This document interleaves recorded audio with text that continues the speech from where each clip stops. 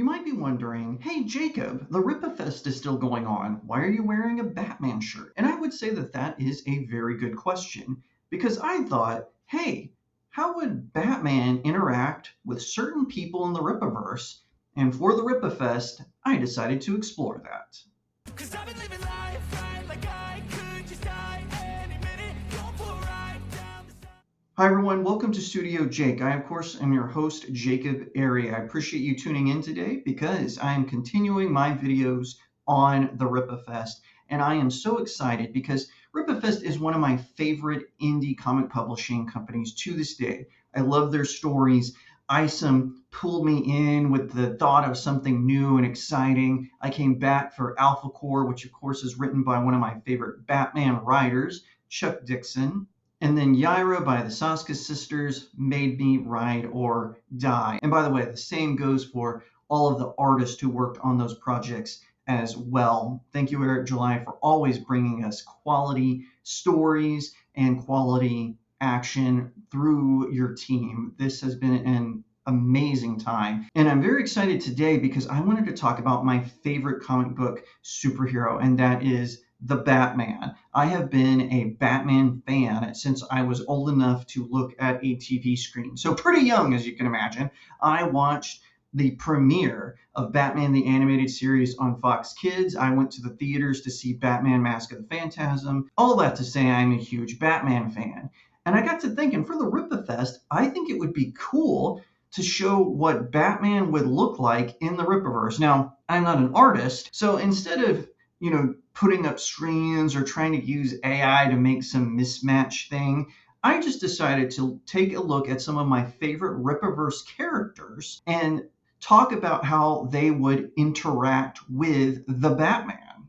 Okay, so starting off, if Batman existed in the Rippaverse, if Gotham City was located in the free nation of Texas as it is in the Rippaverse after the Great War of Separation, who would he be connected to the most? Now, for me, this is kind of actually an easy question. Batman tends to connect with people who are, shall we say, sunnier than him. He is grim, he is dark, and he often will try to work with superheroes who are the opposite of that. I have to think John Constantine, who does deal with dark matters, but John himself is kind of a sunny guy, and he doesn't really put up with Batman's dark, grim attitude. Think of Zatanna, the showgirl, the magician, and one time was one of Batman's girlfriends. And of course, with Superman, who is a lot sunny and even best friends in some cases, depending on who the writer is. But I think with all that being the case, I personally think he would be best friends with Gooding.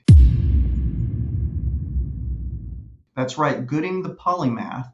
Why is that? Well, first of all, I think Gooding would figure out that Bruce Wayne is Batman because he is so smart. He is this above genius intellect. And even though Batman may be a little hesitant with Gooding's hero for hire personality, his attitude toward how he handles disasters, that being, pay a fee, Gooding services come to save the day.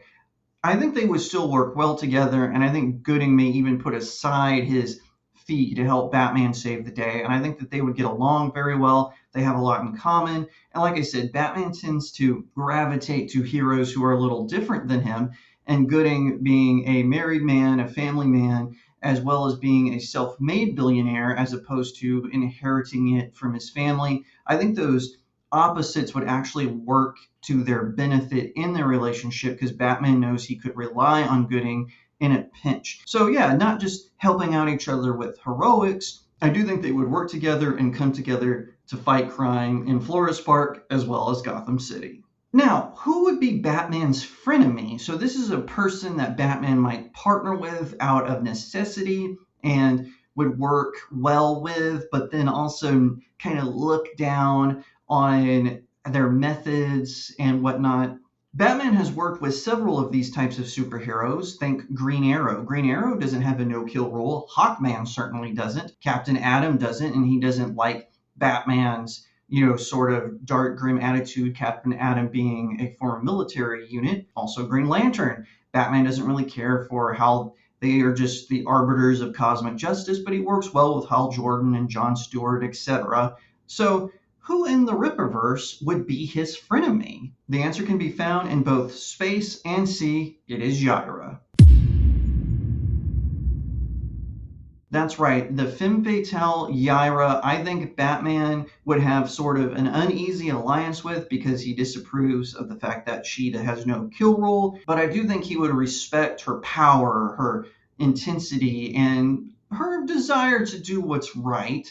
I think he would also enjoy her confidence. Yaira is a very confident superhero, though she does have these sort of subtle moments where she feels vulnerable, especially when it comes to her family. And I think Batman could appreciate that. She is sort of an orphan who lost her family. She saw her husband, her great love, pass away at one point.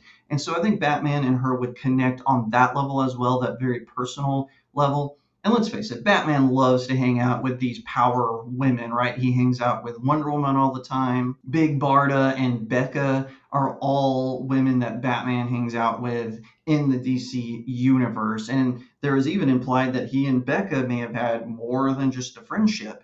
But I think with Yaira, they would be frenemies, so they would kind of tolerate each other, but there would be an undercurrent of friendship that they would work together for and that they would come together for some understanding. Now, who would Batman clash with? Who would be a superhero that Batman would just not work with unless it was just in dire straits? And I think we have the answer to that. None other than the Horseman. While Batman may appreciate the Horseman's military precision and his ability to just kick butt in general, and maybe they could work something out, especially if they needed a temporary alliance, but I think Batman would more than likely clash with the Horseman because of his very lethal methods in handling criminals. Batman, of course, does not approve of this because he's not an anti-hero, he's a superhero. Maybe I should do a video on that. But I do think the two of them would clash just over their methods, similar to how Batman clashes with people like Peacemaker or Vigilante, or like I mentioned, Green Arrow, or someone like Kirk DePaul, aka Manhunter. Not Martian Manhunter, but just Manhunter, who works for the Power Company. And I could see those sort of respondents, or how Batman has responded to those characters, how he would respond to the Horsemen. Who would win in a fight? I'm going to go with Batman on that. I do think that the Horseman would put up a very good fight, but Batman just has a more technical advantage over the Horseman, even though I think the Horseman would put up a very good fight. And the two of them, man, I would love to see a crossover where they fought each other, whether in Gotham City or in Florespark. Heck, I'd even settle for Bloodhaven.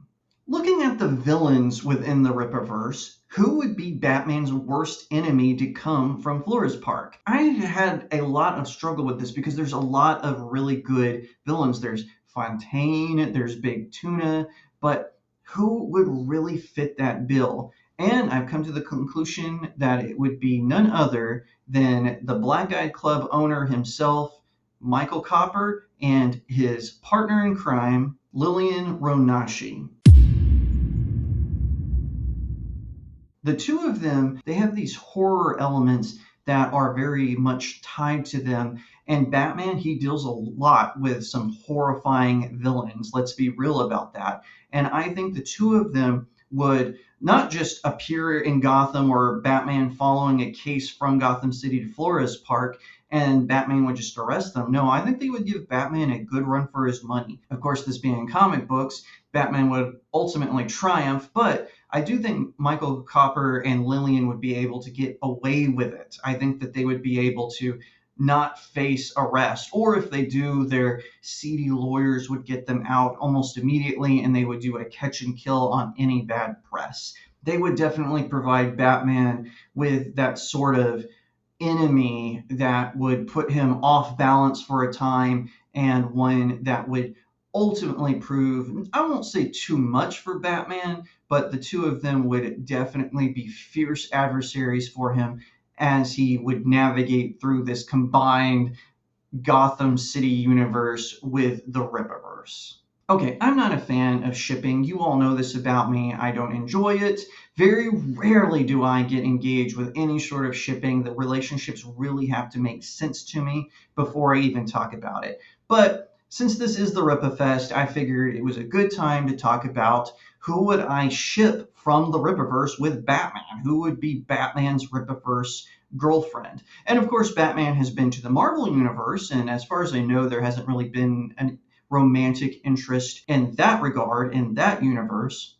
Looking at the DC universe, he tends to go to two extremes, right? He either goes for women who are more dynamic and professional and whatnot. Now, as Bruce Wayne, totally different, but I just mean as Batman, he tends to fall for women who are either civilians or they're very minor heroes. You know, you think about Vicky Vale or you think about Zatanna, who are very cheery and very nice and very pretty, or he goes to the extreme where he falls for villains. Think Poison Ivy, think Catwoman, think Talia al Ghul. Batman tends to go that way. So, thinking about all of this evidence, I would say that Batman would develop a thing for none other than Sydney Bloodruth.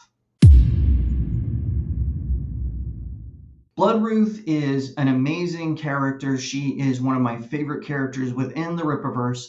And I think Batman and her would have a strong tie, not just because of their shared tragic family backstories, but also because Sydney doesn't seem to want to kill humans, monsters, ghosts, and demons, and vampires for sure, but not humans as far as I can tell, or at least it hasn't been in any of her lore. But Batman, I think, would be attracted to that. I think that the two of them would have really good chemistry, and he would appreciate her detective skills when it comes to magical devices, and she would appreciate his street level wisdom, his just general detective knowledge. And I think they would make a very cute pair. Now, whether they would end up in Bloodruth's mansion or at Wayne Manor, who's to say? But I think the two of them would make a solid match.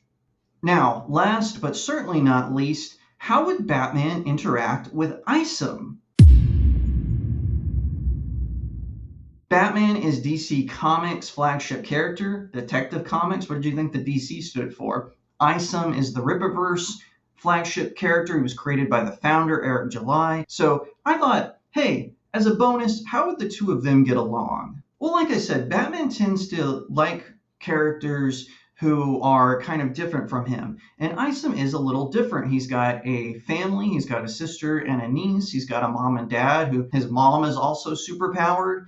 And Isom just tends to want to do the right thing, and he doesn't ever stay down. When he gets knocked down, he gets right back up, just like Batman. And I think Batman would admire that about Isom, and I think that the two of them would get along just well. There might be some misunderstanding at the beginning, might be a little bit of a clash. Of course, Isom is stronger than Batman, but I think Batman strategically would be able to fight Isom to a standstill, and I think it would be a really cool moment in a comic book where Batman and Isom, maybe they have a little bit of a falling out, but then they realize they're on the same side and they work together to stop the bad guys. But let me know what you think. Who do you think Batman would work well with in the Rippaverse? Do you agree with my picks? Do you disagree? Please let me know in the comment section below.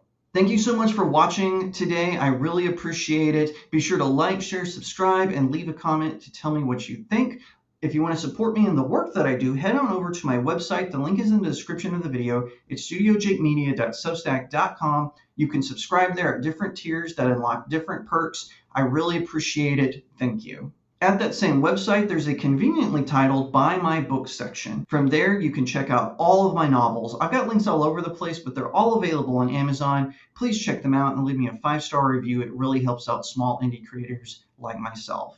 And I want to thank all of you who have followed along with the Rippaverse. This has been such a fun adventure, and I do hope I win one or more of their prizes. Who knows? I hope that is the case because I love the Rippaverse. I've been a fan since Isom #1, and I continue to be a fan. I cannot wait to see what they're going to do next. Once again, thank you so much for watching, and I'll see you next time right here on StudioJake. 'Cause I've been living life right like I